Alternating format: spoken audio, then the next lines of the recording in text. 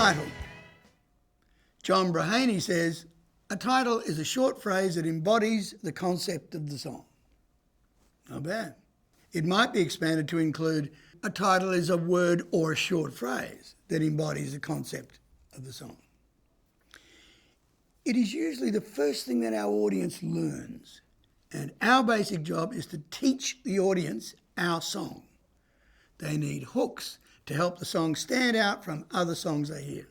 Those hooks also get our listeners involved in and beginning to learn our song. These can be lyrical bits that are repeated often, usually in the chorus. They can be musical and melodic bits that are occurring, once again, often in the chorus. And there are instrumental hooks, like a guitar riff that becomes an integral and memorable part of the song when it's heard on the radio.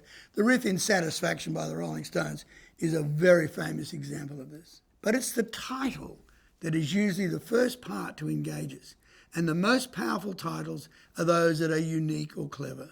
Hopefully both. So a title like I Love You isn't as powerful as I Honestly Love You.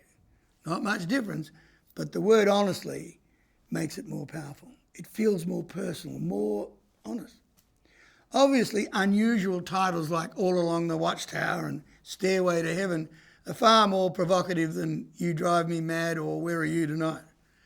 These last two are not bad titles necessarily, but they don't provoke the same interest and feelings in me as the first two. One reason is that All Along the Watchtower and Stairway to Heaven allow me, when I first hear them or see them written, to try and imagine what they might be about. They provoke me to begin trying to figure them out. Whereas You Drive Me Mad or Where Are You Tonight are very common phrases that we see, hear or use all the time. So they don't trigger our imagination or pique our interest to the same degree.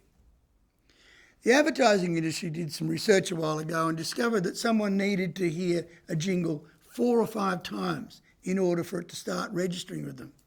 A song is much more complex than that. So we need every possible trick we can muster to interest our audience in our song and get them to learn it. If they get interested, then they learn to like it. And then they actually learn it. And then we got them. And finally, be careful where you place the title in the song. It can be the first line of the chorus, it can be the last line of the chorus, it can be used both places. It can, in fact, be the only line in the chorus, like We Will Rock You by Queen. There are tons of examples of all of those different ways. You can also use it as the last line of the verse and then repeat it as the first line of the chorus. Country writers sometimes do that. Pop writers rarely do it. I'm hard-pressed to think of a pop or a rock example of that, and I don't do it because apart from anything else, I always feel like it's being a bit lazy. The other reason is that you really don't want to give the line away before the melody and the dynamic construction of the song is ready to yield it to the audience. And you should never throw the title into a verse somewhere.